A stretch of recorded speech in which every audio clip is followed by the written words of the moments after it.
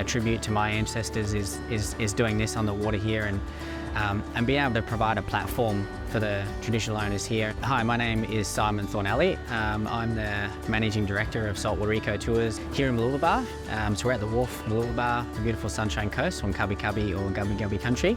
So we've got 3 main tours: our Bush Tucker lunch cruise, a 5-course lunchtime experience. Our flagship tour is our Saltwater Cultural Tour, which is a guided immersive experience. And then we have a sunset tour with live music as well. The local produce is so diverse.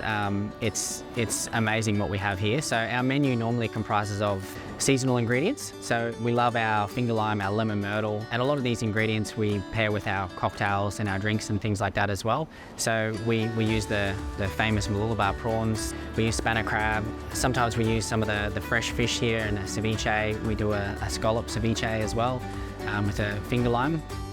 We go down through the Mermaid Canal system and we go out towards the mouth of the river on the sunset tours, watch the sunset at the mouth there over the ocean, and then back to the wharf here.